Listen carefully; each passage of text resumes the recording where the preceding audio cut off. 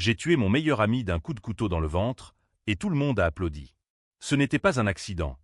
C'était une sentence que j'avais prononcée il y a 15 ans, dans les profondeurs de la forêt de Fontainebleau, quand il m'avait abandonné là pour rire.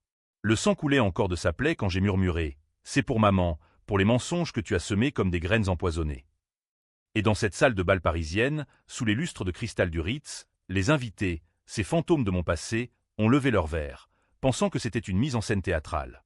Mais moi, je savais, c'était le début de la fin, et personne n'échapperait à mon retour.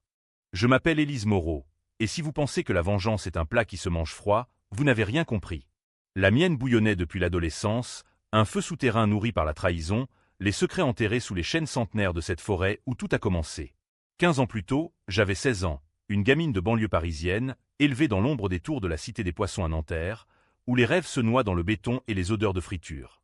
Mes parents étaient des ombres. Mon père, un ouvrier Renault qui rentrait ivre tous les soirs. Ma mère, une femme brisée par des amours ratés, qui collectionnait les bleus comme des médailles. Mais j'avais des amis, ou du moins, je le croyais. Camille, la reine des lycéennes, avec ses cheveux blonds et son rire qui faisait fondre les garçons. Julien, son frère, le beau gosse aux yeux verts qui m'avait embrassé une fois derrière le gymnase. Et Lucas, le silencieux, celui qui dessinait des cartes au trésor sur ses cahiers, promettant des aventures qu'il n'honorait jamais. C'était l'été 2010, une chaleur étouffante qui collait les chemises à la peau. On avait décidé d'une randonnée nocturne à Fontainebleau, ce massif de grès roses et de forêts denses, à 1 heure de Paris, où les Parisiens chics viennent jouer aux aventuriers le week-end. Ce sera épique, Élise, avait lancé Camille, en sirotant un cocktail dans sa cuisine de Neuilly, entourée de ses parents avocats qui parlaient de Sartre comme d'un oncle. J'avais menti à ma mère pour venir, je dors chez une copine. Elle avait hoché la tête, les yeux vides, en allumant une Marlboro. Je ne savais pas que c'était la dernière fois que je la verrais vivante. La nuit tombait quand on s'est enfoncé dans les bois. Les sentiers étaient étroits, bordés de fougères qui fouettaient nos jambes. Julien portait une lampe torche, Lucas un sac à dos rempli de bière tiède et de chips. Camille chantait des chansons de Mylène Farmer, sa voix aiguë se perdant dans les feuillages. On riait, on se moquait des touristes perdus, on se sentait invincible. Puis, le jeu a commencé. Cache-cache extrême, avait proposé Julien, avec ce sourire en coin qui faisait battre mon cœur. Les règles étaient simples, on se cache, et le dernier trouvé gagne un gage. Moi, j'étais la première à chercher. Ils ont filé dans l'obscurité, leurs rires étouffés comme des échos moqueurs. J'ai compté jusqu'à 100, le cœur battant, l'air chargé d'humus et de pain. Puis j'ai appelé « Prêt ou pas ?» Silence. J'ai marché, trébuché sur des racines, la lampe de mon téléphone faiblissant.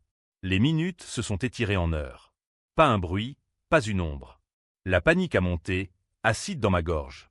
J'ai crié leur nom, ma voix se brisant contre les troncs. Rien. J'ai erré, les jambes lourdes, imaginant des bêtes sauvages, des esprits des bois. Ces légendes françaises de la Dame Blanche que ma grand-mère me racontait pour m'effrayer. À l'aube, épuisé, j'ai trouvé une route, un jogger m'a ramené à la civilisation. Mais eux, ils étaient rentrés sans moi, en riant autour d'un feu de camp imaginaire. Quand j'ai retrouvé Camille au lycée 2 jours plus tard, elle a haussé les épaules. C'était une blague, Élise. T'es trop sensible. Julien m'a offert un café, un baiser volé, oublie, c'était con. Lucas n'a rien dit, juste un regard fuyant. Mais le vrai coup est venu plus tard. Ma mère. Elle avait attendu mon retour toute la nuit, fumant clope sur clope. Le lendemain, on l'a trouvée pendue dans la salle de bain, une lettre froissée. « Ma fille, où es-tu ? Je ne peux plus sans toi. » J'avais 16 ans, et le monde s'est effondré. Les flics ont conclu au suicide, mais moi, je savais, c'était leur faute. Leur rire avait tué. Les années suivantes ont été un brouillard. J'ai atterri en foyer, enchaîné les jobs minables, serveuse à Montmartre, caissière au carrefour de la Défense. J'ai étudié la nuit, un diplôme en criminologie de la Sorbonne, parce que je voulais comprendre la trahison, la disséquer comme un cadavre. J'ai changé, cheveux teints en noir corbeau, tatouage discret sous les manches, un regard qui fait baisser les yeux. Et j'ai enquêté. Discrètement, patiemment, comme un vin qui mûrit en cave bordelaise. J'ai appris pour le secret. Cette nuit-là, dans les bois, ce n'était pas juste un jeu. Julien et Camille avaient volé de la drogue à un dealer de banlieue, un sac rempli de coques valant des milliers. Ils m'avaient laissé pour faire diversion, pour que le type me prenne pour la coupable si jamais. Mais le dealer n'a pas mordu, il a riposté ailleurs. Et Lucas? Il savait tout, il avait vu. Pire, c'est lui qui a poussé ma mère vers le gouffre, en lui envoyant un message anonyme « Ta fille traîne avec des voleurs. Elle te déteste. » Pour la faire taire, parce qu'elle avait surpris une conversation. J'ai attendu. 15 ans, c'est long, mais en France, la vengeance a le rythme d'une tragédie racinienne. Lente, inexorable. J'ai gravi les échelons, analyste au quai des Orfèvres, spécialisé dans les cold cases. J'ai croisé leur chemin sans qu'ils me reconnaissent. Élise la gamine était morte. Camille était devenue avocate, mariée à un député, vivant dans un hôtel particulier du Marais. Julien, galeriste à Saint-Germain-des-Prés, collectionneur d'art contemporain qui masquait ses dettes de jeu. Lucas, le plus discret, prof d'histoire à Sciences Po, avec une femme et 2 enfants, un air de saint laïque. Le retour a commencé par une invitation, le bal des anciens du lycée, au Ritz. J'y suis allé en robe noire, comme une veuve vengeresse. J'ai dansé avec Julien, susurré à son oreille, « Souviens-toi des bois ». Il a pali, rinerveusement. Puis Camille, un verre de champagne à la main. « Élise, c'est toi ?» J'ai souri, oui, et j'ai des souvenirs. La nuit s'est tendue comme un arc. Et quand Lucas est arrivé, tard, avec son costume impeccable, j'ai su. C'était lui, le ver dans le fruit, le manipulateur qui avait tout orchestré pour protéger son frère Julien, son idole. La salle de bal du Ritz bruissait de rires fins et de cliquetis de couverts. Un microcosme de la bourgeoisie parisienne où les scandales se murmurent derrière des éventails de soie. J'ai observé Lucas de loin, son verre de Bordeaux à la main, discutant avec un ministre de l'Éducation qui hochait la tête comme un pantin. Il avait changé, les cheveux grisonnants, une barbe taillée, mais ses yeux fuyants de cette nuit-là, trahissaient encore le lâche. J'ai approché, un sourire plaqué sur les lèvres, et glissé. « Professeur, vous enseignez l'histoire, n'est-ce pas? Celle qui se répète pour ceux qui ne l'ont pas apprise ?» Il a sursauté, son verre tremblant légèrement. « Elise Moreau. » Mon Dieu, ça fait 15 ans, ai-je complété, ma voix un fil d'acier. On s'est assis à une table isolée, près des fenêtres donnant sur la place Vendôme, où les fontaines chantaient une sérénade indifférente. J'ai sorti une enveloppe fine, la posant entre nous comme une grenade dégoupillée. Dedans, des copies de messages, des relevés bancaires, des photos granuleuses d'une nuit dans les bois. « Tu te souviens du dealer ?» ai-je demandé. Son visage s'est décomposé. C'était une erreur de jeunesse. On était des gamins. Des gamins. Le mot m'a fait bouillir. J'ai raconté ma mère, sa lettre, le chanvre qui grinçait sous son poids. Il a nié, bien sûr, je n'ai rien envoyé. C'était Julien, il était paniqué. Le premier mensonge, qui en cachait 1000. Lucas était le cerveau.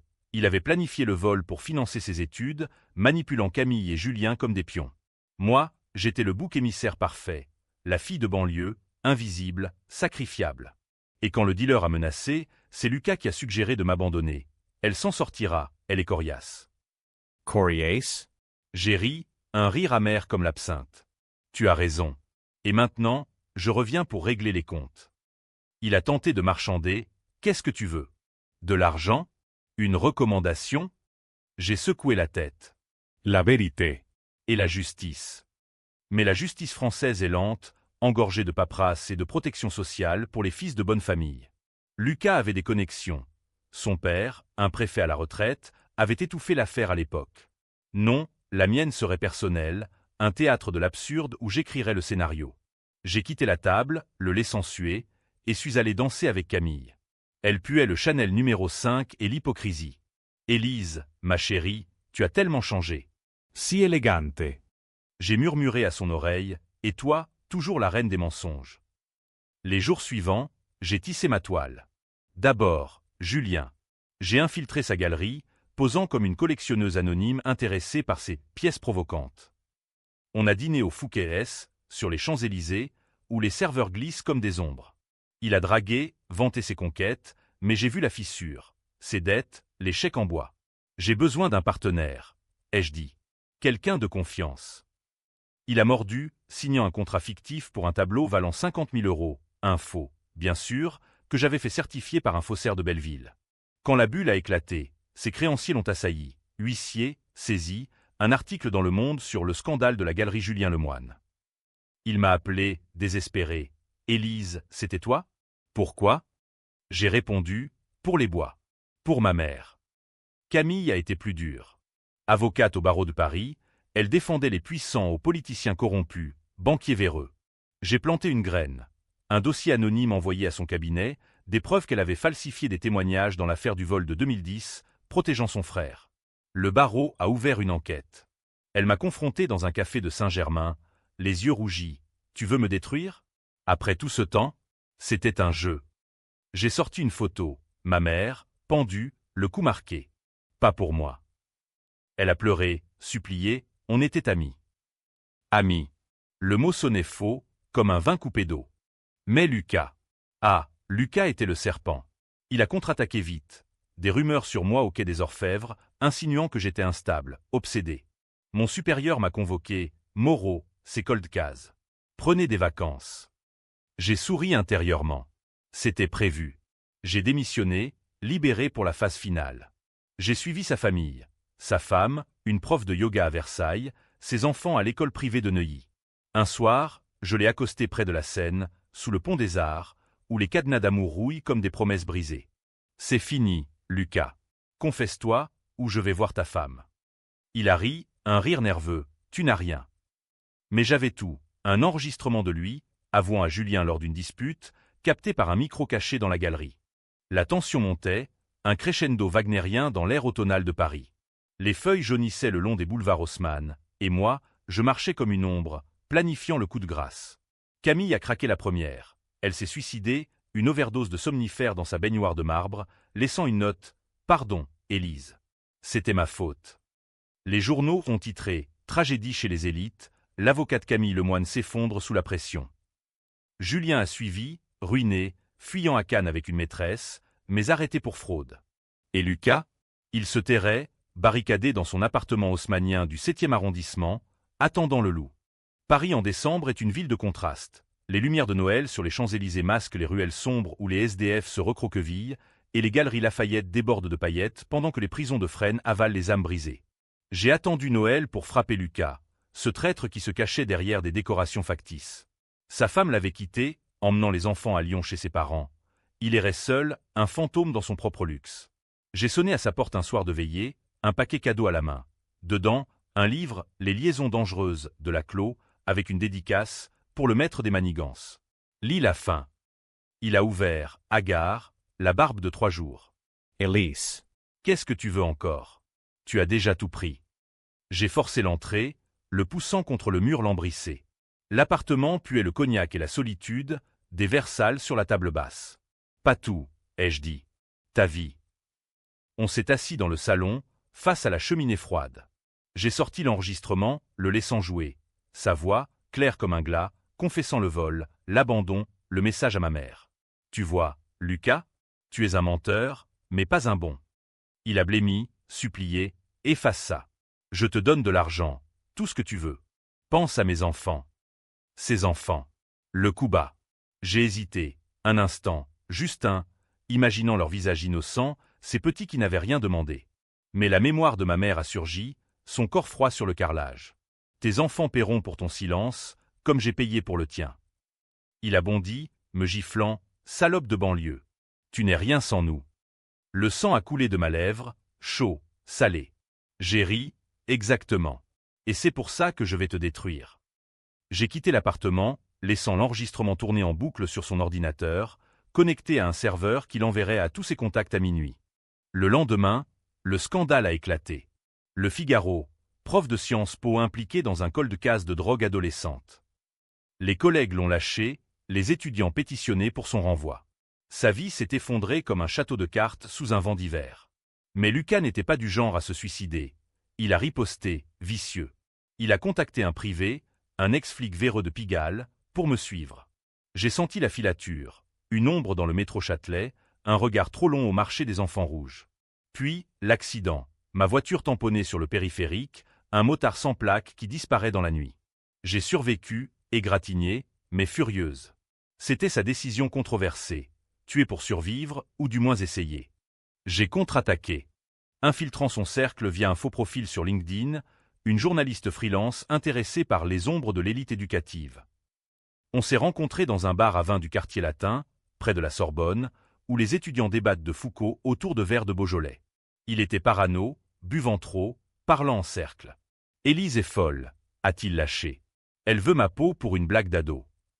J'ai enregistré, bien sûr, et publié anonymement sur un forum de cold case. La presse a mordu, Libération a titré « Vengeance ou justice ». L'affaire Fontainebleau refait surface. La société s'est divisée. D'un côté, les bien-pensants, elle est traumatisée, mais la vengeance n'est pas la loi. De l'autre, les rageux des réseaux, ils l'ont trahi, qu'elle les crame. Justice Borrelies. Des podcasts, des threads sur Twitter, X, où on débattait si j'étais héroïne ou psychopathe. Moi, je lisais tout, un verre de pastis à la main, dans mon studio de Belleville, avec vue sur les graffitis qui hurlent la révolte. C'était grisant, ce chaos, comme une révolution miniature dans la ville des lumières éteintes. Mais le twist approchait. En fouillant les archives de ma mère, j'ai trouvé une lettre non envoyée, cachée dans sa commode, adressée à moi, datée de cette nuit fatidique. Ma chérie, si tu lis ça, c'est que je suis parti. Mais sache, ce n'est pas ta faute. C'est la mienne. J'ai aimé un homme, il y a longtemps, le père de Lucas. Il m'a quitté enceinte de toi, pour épouser une autre. Lucas est ton demi-frère. Ne le hais pas, c'est mon secret. Le monde a vacillé. Lucas, mon frère, le traître, le manipulateur, portait le même sang. J'ai pleuré, pour la première fois depuis des années, des larmes acides comme du vinaigre. Était-ce pour ça qu'il m'avait protégé, à sa façon tordue? Non, la lettre mentait peut-être, ou pire, c'était une bombe pour me désarmer. J'ai confronté Lucas dans les bois mêmes de Fontainebleau, un après-midi gris où la brume enveloppait les rochers comme un linceul. Il était là, hagard, un couteau de chasse à la main, pour se défendre ou m'attaquer. « Lis ça », ai-je dit, lui tendant la lettre. Ses yeux se sont écarquillés. « Maman », elle me l'avait dit. « C'est pour ça que je t'ai laissé. Pour te sauver de lui, de notre père, un monstre qui battait les femmes. » Mensonge? Vérité? La frontière s'effaçait dans la pluie fine. La forêt de Fontainebleau n'avait pas changé. Les mêmes chênes noueux, les mêmes sentiers serpentants comme des veines gonflées de sève sombre. Mais moi, j'étais une étrangère dans ma propre histoire, la lettre de ma mère brûlant dans ma poche comme un fer rouge. Lucas se tenait là, trempé, le couteau tremblant dans sa main. C'est vrai, Élise. Père nous a abandonnés tous les deux. J'ai volé la drogue pour payer ses dettes à lui, pour qu'il ne nous trouve pas. Te laisser là, c'était pour que tu t'éloignes de tout ça. Camille et Julien. Ils ignoraient. Ces mots coulaient, un torrent de confessions, mais je sentais le piège, ce serpent qui change de peau, encore. Prouve-le, ai-je exigé, ma voix rauque contre le vent. Il a sorti son téléphone, des photos jaunies, nous, bébés, côte à côte chez une nounou, avant que le diable notre père ne disparaisse. Et des lettres, des menaces, je sais pour la gamine. Paye ou je la prends. Ma mère avait fui, élevé son secret comme une plaie ouverte. Lucas avait hérité du pire, la ruse, la manipulation, pour survivre. Je t'ai envoyé le message pour la faire réagir, pour qu'elle te raconte tout avant qu'il ne soit trop tard. Mais elle a craqué. Les pièces s'emboîtaient, un puzzle macabre. Étais-je la vengeresse, ou la sœur égarée? Pourtant, la trahison persistait, un goût de fiel. Et le dealer? Les bois? Il a baissé les yeux, j'ai menti à Camille et Julien. Ils pensaient à une blague. Moi, je te protégeais. Protéger? En me condamnant à l'errance, au deuil? La rage a surgi, pris mal, comme un loup dans la nuit. J'ai bondi, le plaquant au sol, mes mains sur sa gorge. Tu m'as volé ma vie. Il a gargouillé. Et toi, tu vas me tuer? Ta propre chair? Le couteau gisait là, tentant, entre nous. J'ai hésité, le monde en pause. Tuer mon frère, ou le pardonner? Les feuilles mortes crissaient sous nos corps, un tapis de sang invisible. J'ai lâché prise, reculant, haletante. Pas comme ça. Pas ici. On s'est relevé, ennemis et sang du même sang, et rentré à Paris en silence, la pluie lavant nos péchés provisoires. Mais la vengeance ne s'arrête pas à une révélation. Elle mute, devient plus sombre, plus française dans son absurdité existentielle, un Camus revisité, où l'absurde est familial. J'ai décidé de le tester, je lui ai donné une chance. Confesse-toi publiquement. Pour ma mère. Pour nous. Il a accepté, un pacte fragile comme du cristal de baccarat. Le climax est arrivé au tribunal de Paris, pas comme accusé, mais comme témoin. Lucas s'est présenté, plaidant coupable du vol, de la manipulation, même de l'incitation indirecte au suicide. La salle était bondée, journalistes de France Inter, familles éplorées, et ses fantômes, les amis de Camille, le veuf de Julien qui purgeait sa peine à Fleury-Mérogis. Son avocat, un requin du 8e, a plaidé la jeunesse, le remords. Mais moi, j'ai témoigné, ma voix claire, mes mots ciselés comme un scalpel. Il m'a abandonné pour me sauver, mais il m'a tué à petit feu. Est-ce protection ou trahison? Le jury a délibéré des heures, la France entière retenant son souffle. Sur les plateaux de C'est à vous, on débattait fraternité ou felonie. La vengeance a-t-elle sa place dans la République? Les verdicts sont tombés. Lucas condamné à 5 ans, avec sursis pour bonne conduite, la justice française, clémente avec les intellectuels. Mais le vrai coup, il a révélé notre lien, transformant l'affaire en soap-opéra national. Sœur de sang, ennemi de cœur, titré Paris Match. L'opinion s'est scindée. Certains me voyaient comme la justicière impitoyable, d'autres comme la folle qui avait détruit une famille. Des menaces anonymes dans ma boîte aux lettres, des fleurs chez Lucas en prison. Et moi? J'ai fui à la campagne, dans un mas provençal loué à la hâte, où les oliviers murmurent des secrets millénaires. Là, dans la solitude des garrigues, le doute m'a rongé. Était-ce victoire? Ma mère aurait-elle voulu ça, voir son fils en cage? J'ai relu sa lettre, traçant les mots du doigt. Ne le hais pas, mais la haine était mon armure, mon vin rouge quotidien. Puis, un appel, Lucas, de sa cellule. Élise, père est vivant. Il sait pour toi. Il vient. Le twist final, un serpent qui se mord la queue. Le mas était un refuge précaire, mur de pierre blanchie à la chaux, un puits asséché dans la cour, et l'odeur de thym sauvage qui montait des collines varoises. J'avais fui Paris comme on fuit une amante toxique, laissant derrière moi les flashs des paparazzis et les débats enflammés sur France Culture. La vengeance d'Élise, tragédie grecque ou pathologie sociale. 5 ans pour Lucas. C'était peu, une tape sur les doigts pour un homme qui avait orchestré ma chute. Mais le vrai monstre émergeait. Notre père, ce fantôme que ma mère avait invoqué dans sa lettre comme un démon exorcisé. Il s'appelait Raoul Deschamps, un ancien flic corrompu de la PJ, viré dans les années 80 pour raquette sur les putes de Pigalle. Retraité à Marseille, il vivait dans une villa fortifiée des Calanques, entouré de gardes du corps et de souvenirs jaunis. Lucas l'avait contacté, malgré tout, pour clore le chapitre, avait-il dit au téléphone, sa voix craquelée par la ligne. Il veut te voir. Voir? Ou tuer? J'ai hésité, le Mistral fouettant les volets, mais la curiosité, cette malédiction française, héritée de Proust, l'a emporté. J'ai pris le TGV pour Marseille, un billet anonyme, et loué une Fiat cabossée pour les falaises. La villa surplombait la mer, un bloc de béton bardé de caméras, où les vagues se brisaient comme des regrets. Les gardes m'ont fouillé, confisqué mon téléphone, et escorté jusqu'à lui. Raoul était un colosse édenté, assis dans un fauteuil en cuir, un cigare cubain aux lèvres. Ses yeux, mes yeux, ceux de Lucas, me transpercèrent. Fille prodigue, grognatait-il, un accent marseillais roulant comme les galets de la plage. Ta mère t'a gâté avec ses secrets. Assieds-toi. On a parlé des heures, de son amour pour elle, violent, possessif, de l'abandon quand elle a refusé de partager, de Lucas, qu'il avait financé en sous-main, espérant un héritier digne. J'ai tout su pour Fontainebleau, a-t-il dit, versant un pastis trouble. Mon fils, ce lâche, t'a sacrifié pour me plaire. Mensonge ou vérité? Il a ri, un rire de hyène. Viens travailler pour moi. On pourrait diriger Marseille, toi et moi. La vengeance? C'est du menu fretin. L'offre était empoisonnée, rejoindre le diable ou le défier. J'ai feint l'intérêt, passer des jours là-bas, apprenant ses réseaux, trafic d'armes, dettes, un empire bâti sur du sable. Mais intérieurement, je bouillonnais. C'était le twist, non pas frère contre sœur, mais père contre enfant, une malédiction biblique dans le sud ensoleillé. J'ai contacté Lucas en secret, via un burner phone acheté au marché de Noailles. Il est pire que tu pensais. Il a tué pour moins que ça. On a comploté, un pacte fragile, le livrer aux flics, avec les preuves que j'accumulais, disque dur, carnet codé. Mais Raoul a flairé le vent. Une nuit, ces hommes m'ont emmené dans les Calanques, un flingue sur la tempe. Traîtresse, comme ta mère. Il m'a forcé à regarder, Lucas, attaché à un rocher, la mer montant. Choisis, lui ou moi. Le climax final, un Sophocle marin.